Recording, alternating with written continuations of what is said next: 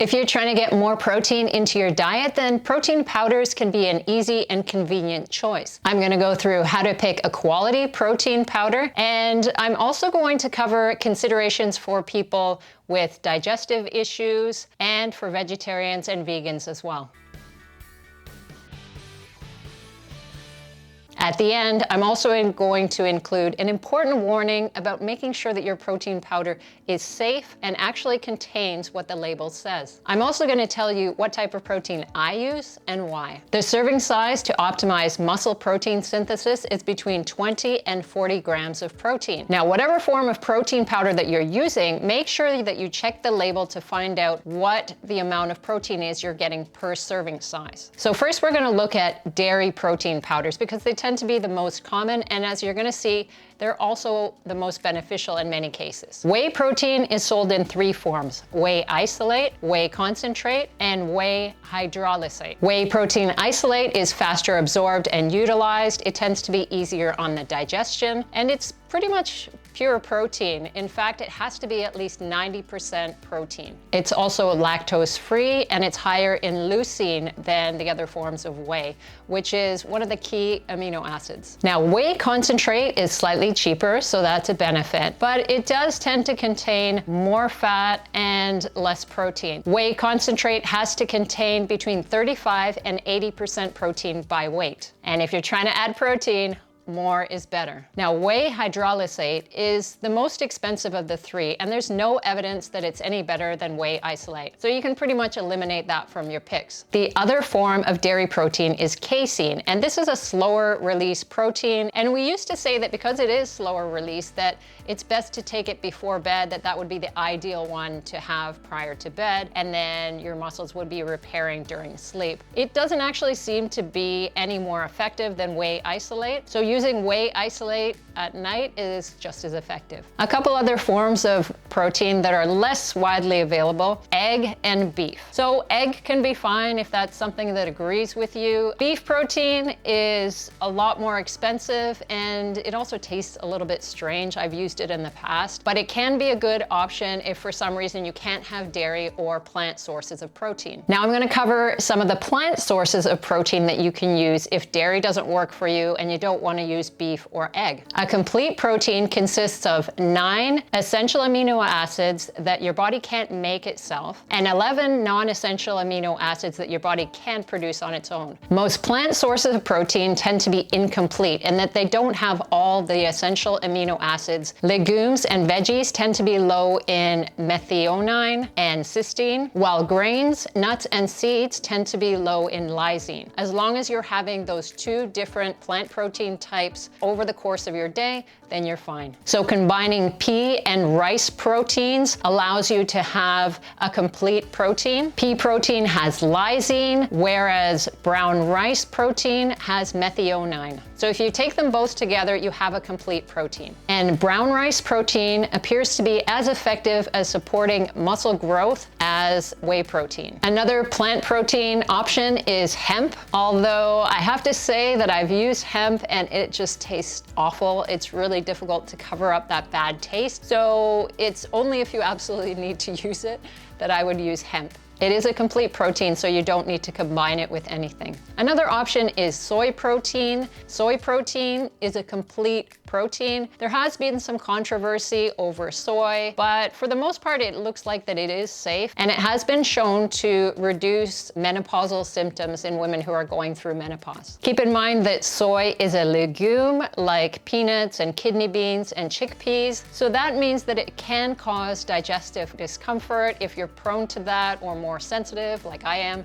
Keep that in mind if you do have a sensitive digestion. So what makes a good protein? Part of it is what I just talked about, which is whether it's complete. Animal sources of protein are complete and you don't have to worry about that, but you have to be a bit more careful with plant-based sources to make sure that you're getting both groups of amino acids. Reading the label on your protein powder is really important. The ingredients are listed in descending order by weight, so that you know what's actually mainly in that product. Some manufacturers are a bit dodgy and they do something called protein spiking, which means that they're adding non-protein sources just to spike the nitrogen levels, things like glutamine and creatine, instead of actual protein. A lot of manufacturers will use protein blends. So on the label, you might see that there's whey isolate and whey concentrate or some sort of proprietary blend of protein. That means that it's not clear how much of the package is whey isolate and how much is whey concentrate. And as we've talked about, whey isolate does seem to be the superior choice in most cases. The main message there is to avoid protein blends, where it's not clear how much there is of each product and you're not getting as much protein for your money. Another thing to look out for is sweeteners. Most manufacturers will add in a sweetener of some type. These can be things like sucralose or acesulfame potassium. There are other sources like stevia, and recently I've seen more monk fruit, which I guess is a naturally sourced sweetener. Whether it's natural or not doesn't make much difference. For the most part, even these artificial sweeteners have been considered safe. However, if you do have a sensitive digestion, you may notice that they can cause loose bowels, especially if you're taking a protein powder several times a day. And for some people, they just don't agree with their digestion at all, so they need to avoid them altogether. I have IBS and GERD, so that means that I have lower digestive issues and I also get acid reflux. I'm going to talk about some considerations for acid reflux in a second. I don't seem to have any issues with stevia or monk fruit, but if you have a sensitive digestion, definitely pay attention to how you feel after having these protein powders and whether it agrees with you or not. There are other additives that you might want to be aware of. So as you're reading the label, look for things like guar gum or different kinds of gums. Those can also affect people whose digestion is sensitive. In a good quality protein powder, the manufacturer will usually include the specific amino acid profile for the protein. So whether it's a whey-based protein or it's a plant-based protein, they'll include exactly how much is in there of lysine or glutamine or other amino acids. Another thing to consider is the taste. I tend to find the whey proteins the most tolerable in terms of taste.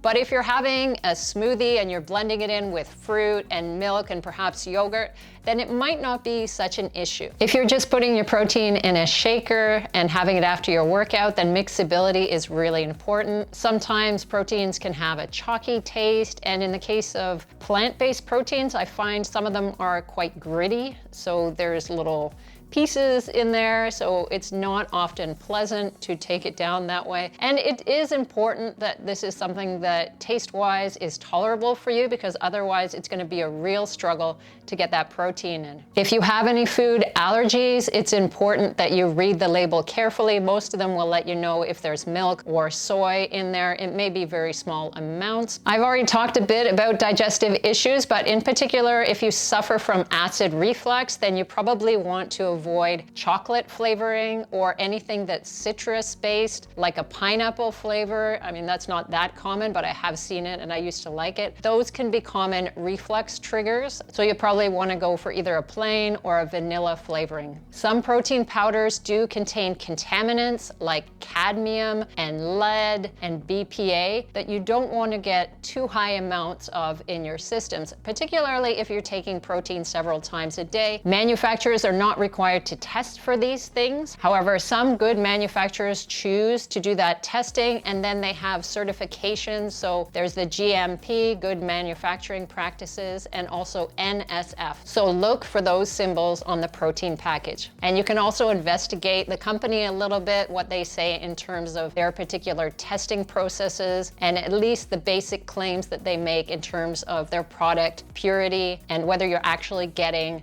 what they say they're giving you. So now I'm going to tell you about the protein powder that I use because I have such a sensitive digestion. This is the whey isolate, and you'll see it's got 130 calories, 1 scoop. That's providing 31 grams of protein. So that's really good. That's what we're looking for. And if you look closer at the label, this is really important to me. It's a whey isolate and then just an enzyme blend, protease, lactase, and amylase. So the important thing is that there's just whey isolate in here. This is also available in vanilla, so that's what we've got here at the moment. This has just got vanilla bean extract and monk fruit. It may or may not cause issues for people who have sensitive digestions. This is not a sponsored video. This just happens to be the protein we're using right now. We do have one other protein that's been hanging around here for a while. My husband got desperate one day. He didn't have an order of the regular stuff, so he stopped by the grocery store and got pea protein and hemp protein, also sachi inchi and maca. So there's a lot of things mixed into this one. This is a plant-based protein. Per scoop, so this is a 40-gram scoop, it provides 20 grams of protein. So it's not bad. It could be a little bit higher for sure. And as I recall, this one is not particularly tasty either. The one that I use for one scoop, it's 31 grams of protein. When I add that with a high protein milk or some yogurt, then that's quite a lot that I can get. Sometimes I can have 50 grams of protein in a shake, and that's really easy for me to add to my diet. Let me know in the comments what type of protein powder that you use and why, or ask me any questions you like about a particular protein that you're considering. Please hit the like button if anything I said was helpful, and subscribe and hit the bell for more evidence-based fitness and nutrition information.